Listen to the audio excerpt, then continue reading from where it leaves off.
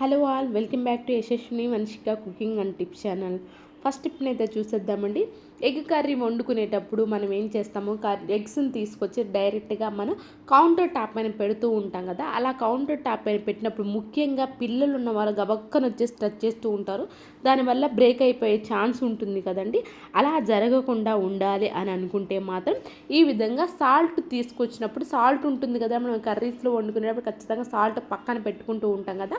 Salt కనుక కింద కానివ్వండి కొంచెం వేసేసి కనుక పెట్టేసామనుకోండి, అటు ఇటు కదలకుండా ఉంటుందని, దానివల్ల పగలకుండా ఉంటే.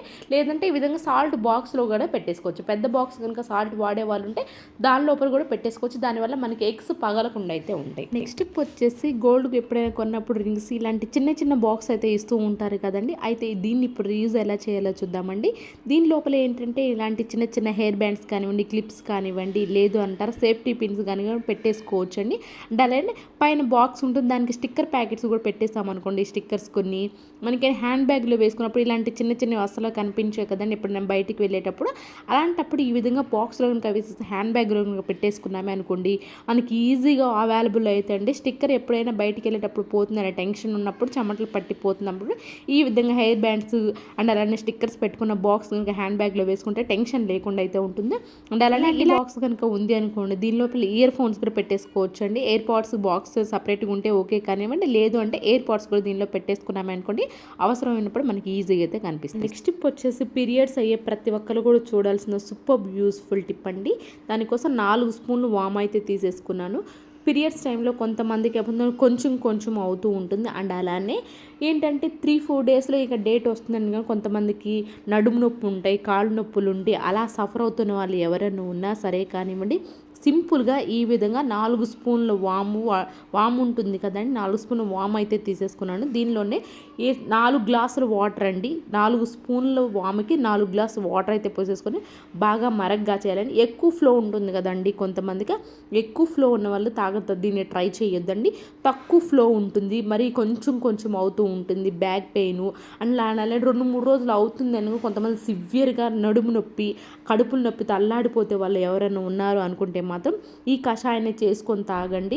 మీకు ఖచ్చితంగా రిలీఫ్ అయితే ఉంటుంది. ఎవ్రీ మంత్ మీకు ఇంకో 2-3 డేస్లో వస్తుంది అనుకున్నప్పుడు, బాగా సివియర్గా సఫర్ అవుతున్న వాళ్ళు ఎవరైనా ఉన్నారు అనుకుంటే మాత్రం నేను ఇక్కడ 4 గ్లాసుల వాటర్ అయితే పోసేస్తున్నాను. 4 గ్లాసులు వాటర్ పోసేసుకుని ఎంత మరగ్గాచాలి అని అంటే, 4 గ్లాసులు వాటర్ పోసాం కదా మనం, 4 గ్లాసులు పోసిన వాటర్కి మనకు 1 గ్లాస్ అయ్యే వరకు మీరైతే మరగ్గాచుకోవాలండి. గ్లాస్ కూడా క్వాంటిటీని చూపిస్తున్నాను చూడండి. ఈ గ్లాస్ తోటి నేను 4 గ్లాసులు వాటర్ పోసాను కాబట్టి మీరు ఎంత మరగ్గాచాలో చెప్పాను కదా. 4 గ్లాసుల వాటర్ కాస్త 1 గ్లాస్ వాటర్ అయ్యేలాగా మరగ్గాచుకున్న తర్వాత ఏంటంటే 1 గ్లాస్ మొత్తం కంప్లీట్గా తాగేసేయాలండి మీరు ఆ వాటర్. అది ఉదయం మధ్యాహ్నం కొంచెం, లేదంటే ఉదయం కొంచెం, అలాగే సాయంత్రం కొంచెం కూడా హాఫ్ హాఫ్ చేసుకొని కూడా తాగొచ్చు. దీని లోపల 1 స్పూన్ హనీ వేసేసుకోవాలండి. లేదంటే 1 గ్లాస్ ఎట్ టైం తాగాలనుకున్నా కానీ ఓకే కానివ్వండి.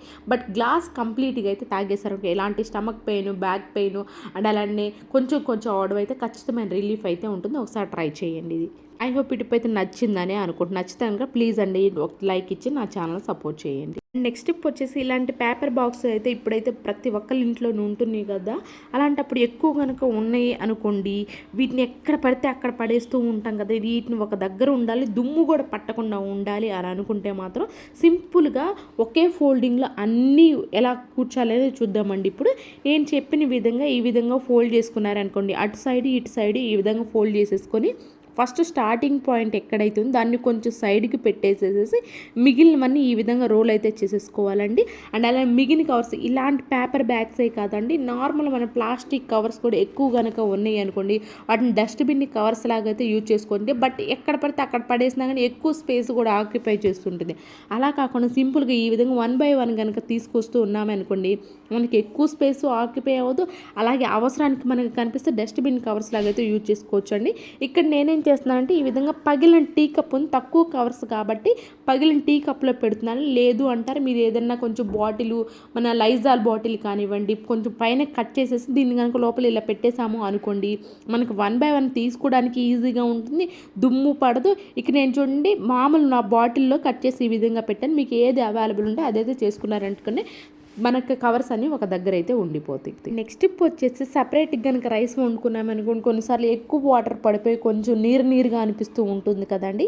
ఎప్పుడైనా సరే అలా నీరుగా అనిపించినప్పుడు ఏం చేస్తామంటే బ్రెడ్ ఉంటుంది కదండి, బ్రెడ్ని దీనిపైన అలా పెట్టేసేసేసి ఎక్కువ కుక్ అయింది అనుకున్నప్పుడు నీరుగా ఉన్నప్పుడు దీనిపైన పెట్టేసేసేసి బ్రెడ్ని ఒక హాఫ్ అన్ అవర్ పాటు వదిలేసేసేయండి.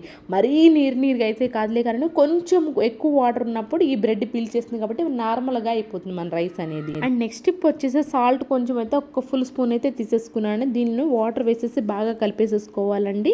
వాటర్లో బాగా కలిసిపోయేలాగా కలిపేసేసుకోవాలి. ఆ తర్వాత పాత దువ్వెన ఏదైనా ఉంది అనుకోండి, వాడండి పాత దువ్వెన తీసుకోవాలి. అలాగే పాత సాక్స్ ఏదైనా ఉంది అనుకోండి, పాత సాక్స్ని కూడా తీసేసుకోవాలండి. ఈ విధంగా పెట్టేసుకొని మనకి లూజ్ కనుక సాక్స్ ఉందనుకోండి, బ్యాక్ సైడ్ ఏం చేస్తామంటే యూజ్ అంత rubber band పెట్టేసేసుకోండి.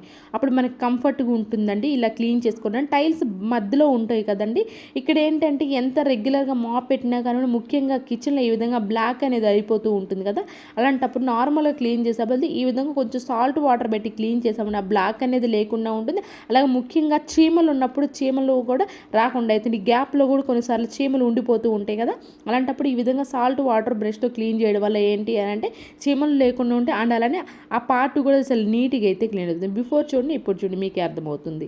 And next tip వచ్చేసి జెట్ కాయిల్ కనుక మనం ఇలాంటి నార్మల్గా గ్లాస్ పైన స్టాండ్ లేనప్పుడు నార్మల్ దేనిపైన స్టాండ్ పైన పెట్టేసాము అనుకోండి, మనకి ఎక్కువ కనుక భయం వేస్తూ ఉంటుంది కదండి, ఎక్కువ కాలిపోయి మన గ్లాస్ అలాంటివి కాలిపోతాయేమో. అలా మనకి ఎంతవరకు కాలాలి అనుకుంటే మాత్రం ఈ విధంగా కాయిన్స్ ఉంటాయి కదండి, 5 రూపీస్ కాయిన్ కానీ అంటే రూపాయి కాయిన్ కానీ, ఈ విధంగా ఎక్కడైతే మనకి కాలాలి అంతవరకే అనుకున్నప్పుడు అక్కడ కనుక ప్లేస్ చేసాము అనుకోండి కాయిన్ని, మనకి ఎక్కువ కాలకుండా ఎక్కడి వరకు వస్తే అంతవరకు కాయిన్ పెట్టాము అంతవరకు కాలైతే ఆగిపోతుంది. నెక్స్ట్ టిప్ వచ్చేసి ఇలాంటి బ్యాగ్స్ కనుక ఉన్నాయి అనుకోండి, వీటిని మనం వాష్ చేయలేం కదండి, వాషింగ్ మిషన్లో కూడా వేయలేం, త్వరగా పాడైపోయే ఛాన్స్ ఉంటాయి లేదా. అలాంటప్పుడు మురికి ఎక్కువగా ఉంది అనుకోండి, సింపుల్గా ఈ విధంగా అయితే క్లీన్ చేసుకోవచ్చు అండి. వ్యాజలిన్ పెట్రోలియం జెల్ ఉంటుంది కదా, వ్యాజలిన్ పెట్రోలియం జెల్ని కొంచెం మనకు దూది ఉంటుంది కదా, దూదితో అప్లై చేసుకుంటే, ఏదంటే పాత క్లాత్ ఏదైనా ఉన్నా కానివ్వండి పాత క్లాత్ పైన కూడా వేసేసుకొని కొంచెం వ్యాజలిన్ అప్లై చేసుకుంటే నీట్గా క్లీన్ చేసుకున్నామే అనుకోండి, వాషింగ్ మిషన్ అలా వాషింగ్తో అవసరం లేకుండానే మన బ్యాగ్ అనేది చాలా కొత్త దానిలాగా అయితే మురిసిపోతుందండి. చూపిస్తున్నాను చూడండి, కాటన్ పైన ఎంత మురికైతే ఉండే. ఇలాంటి బ్యాగ్స్ ఏంటంటే వాష్ చేసుకోవడానికి కంఫర్టబుల్ కాదు కాబట్టి ఈ లెదర్ సింపుల్గా ఈ విధంగా అయితే క్లీన్ చేసుకోండి. అండ్ నెక్స్ట్ టిప్ వచ్చేసి గాగుల్స్ కానివ్వండి, లేదు అంటారు నార్మల్ స్పెక్స్ ఉంటాయి కదండి, స్పెక్స్ కానీ ఎక్కువ బ్లర్గా కనిపిస్తున్నా కొంచెం కొన్నిసారి క్రాక్స్ కూడా తెలియకుండా మధ్యలో వచ్చేస్తూ ఉంటాయి కదండి, చిన్నపిల్లలు ఎక్కువ టచ్ చేస్తూ ఉంటారు గాగుల్స్ పైన గ్లాసులు అనేవి. అలాంటప్పుడు మనకి ఆ బ్లర్ కనిపించకుండా ఉండాలి, ఆ మరకలు మచ్చలు ఏమి లేకుండా ఉండాలనుకుంటే ఏవైతే మీకు స్పెక్స్ వాడుతూ ఉంటారు లేదా గాగుల్స్ వాడుతూ ఉంటారో వాటిని డీప్ ఫ్రిడ్జ్లో ఒక అరగంట పాటు పెట్టేసేసేయండి. బట్ మన స్పెక్స్ మాత్రం ఒక పావు గంట ఉంచేసేయండి, ఎక్కువసేపు అవసరం లేదా. గాగుల్స్ ఒకలే కానివ్వండి, నార్మల్ సైట్ కోసం పెట్టుకుంటూ ఉంటాం కదా స్పెక్స్, అవి మాత్రం ఒక 15 మినిట్స్ ఉంచేసి వెంటనే తీసేసేయండి. ఆ తర్వాత ఇలా విధంగా మనకు క్లాత్ ఇస్తూ ఉంటారు కదా, ఈ క్లాత్తో కనుక క్లీన్ చేసాము అనుకోండి, దాన్ని మన చేతుల ద్వారా వచ్చిన చిన్న చిన్న మచ్చలు ఏమైనా ఉన్నా మరకలు ఏమైనా ఉన్నా కానివ్వండి, లేదంటే బ్లర్గా కనిపిస్తున్నా కానివ్వండి చాలా నీట్గా అయితే క్లీన్ అయిపోతుందండి. ఈ కొన్నిసార్లు ఏమవుతుంది అంటే దీనిపైన మచ్చల మార్కులు ఎక్కువగానే బయటికి వెళ్ళి క్లీన్ చేసుకుంటూ ఉంటాం. అలా కాకుండా సింపుల్గా ఇంట్లో డీప్ ఫ్రిడ్జ్లో పెడితే చాలా నీట్గా అయితే క్లీన్ అయిపోతాయి. ఈ టిప్స్ కనుక యూస్ఫుల్గా అనిపించి ఉంటే మాత్రం ప్లీజ్ సబ్స్క్రైబ్ చేసుకోండి. Thank you so much for